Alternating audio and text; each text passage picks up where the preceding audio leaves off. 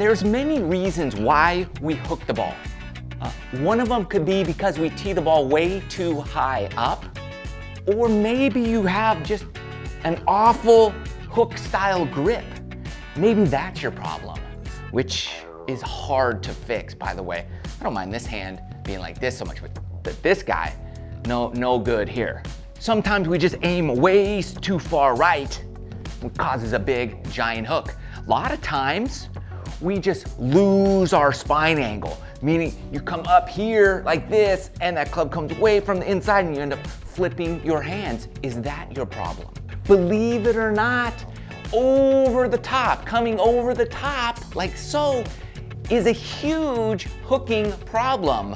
Sometimes people come way over the top and they have that face wide open, big slice. But for the hook, you come way over the top and you have that face closed. That's a left hook craziness that we all hate. And another thing that causes major hooking issues is hitting down on the golf ball.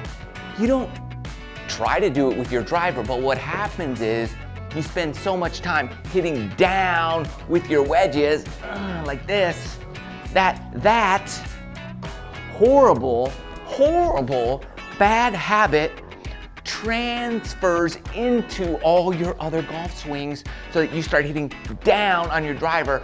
That's why some goofballs have these giant dings on the top of their driver club head, because they hit so far down on that they miss and the ball hits right on the top of their club head. That's why I don't let anybody hit my driver. Neither should you, because you just don't know what they're gonna do to it. So we're gonna fix you up. I'm gonna give you 3 simple golf drills that will turn that dreaded, horrible hooker into something hopefully a lot better. Perfect. Tight little draw or a tight little fade is what we're after. So here's what we're going to do. 3 simple drills that are going to fix you up so good, so good.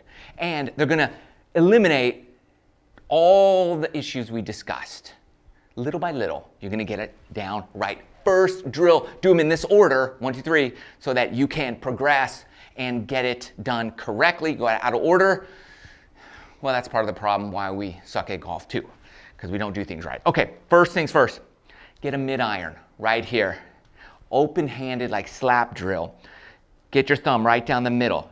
Just go there, simplify it. Left hand thumb down the middle of the shaft. Right hand is gonna be like this on the club, but not like this, like this. No, yes. Yes, no. No, yes. Right here, okay? I want that hand down here, not up here. I want it down. And then the reason we're hitting it down here is because as you feel your top of your backswing, that open hand, you want to kind of feel like you're carrying that tray right there, okay? That's what you want. But we're really not going to swing that far back, but you can, just to get that feeling. It produces good habits by having that down, that hand down like so. And all you're going to do is take a little shot here, keeping that hand open. One of the biggest problems is flipping that hand, flipping, getting it too active. This takes it out. So I want you just to hand down, hit little shots like this. Right there, keeping that hand open up here. So that hand, as you follow through and finish, is more palm up versus back of hand up. So I don't want that hand rolling over so much. I want that palm staying up here. And if you want to take it back to get it what it feels like on the top, like I said, it's carrying that tray. That's drill number 1. Work on that, 500 of those. And then you can move on to simple drill numero 2. So one of the biggest problems we talked about is losing this spine angle. That means your butt comes up like this and it causes you to stand up, which causes you to drop that club way from the inside, which causes a flipping motion through impact. We have to eliminate that. Here's the problem. You know, and everybody says, you gotta crank and rotate those hips. So as we rotate, because we're thinking about it kind of incorrectly, we are rotating, which is causing this butt cheek to come this way. And we don't want that right butt cheek to come this way, here's what we want. We want the left butt cheek to go backwards this way. So what you're going to do is think about this left hip, the front hip, and you're going to pull it back. As you pull it back, just feel like it's connected to your left shoulder. So left shoulder, left cheek, go back. So you're going to take that little swing, normal grip now, and from here, right around here, I'm thinking pull hip and shoulder backwards like this. Now you're kind of going to be a little out of position, but that's okay. And then we'll have the proper like mental thought instead of firing those hips forward, which causes this. We're pulling this shoulder and this hip backwards here, and that's going to help get that club out in front of you and square things up a lot better. So you're going to hit little shots like this where you take it back and then think everything goes straight back, not backwards this way, okay, but backwards behind me. And you might lose your balance going this way, okay, not this way. We're pulling it this way, so you really feel that going here. Weird feeling, work on it, 500 of those, and then you can move on to the final piece of the pie. And if you're liking this video, make sure you hit that like button. Also subscribe to the channel and hit the bell notification so you don't miss any future videos that come on out. And if you don't, you'll just 3-putt for the rest of your life. Here we go, third little drill that's really gonna help you out. So do those first two, obviously, and then here's what we're gonna do now. What I want you to do is stand almost sideways to the ball and set up, and that ball position is just halfway off your front foot. Okay, look. Now, you have to fade the ball with this drill. You're standing nearly, this would be 90 degrees, like 45, go 90 if you can.